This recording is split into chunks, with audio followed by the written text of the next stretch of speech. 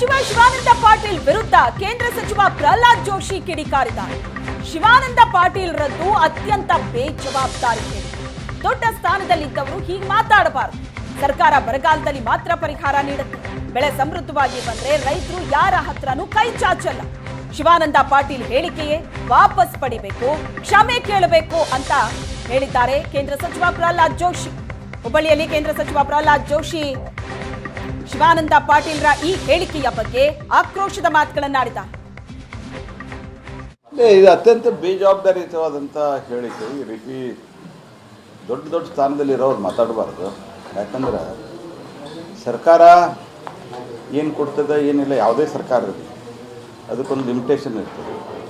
ರೈತರು ಸಮೃದ್ಧವಾಗಿ ಬೆಳೆದ್ರೆ ಅದು ದೇಶಕ್ಕೂ ಅನುಕೂಲ ಮತ್ತು ಅವರಿಗೂ ಅನುಕೂಲ, ಯಾರ ಕಡೆಗೆ ಕೈ ಒಡ್ಡುವಂಥ ಪ್ರಶ್ನೆ ಬರುವುದಿಲ್ಲ.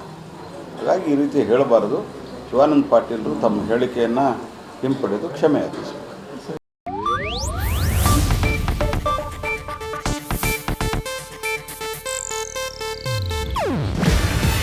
ಇದು ಏಷ್ಯಾನೆಟ್ ನ್ಯೂಸ್ ನೆಟ್ವರ್ಕ್ ಪ್ರಸ್ತುತಿ.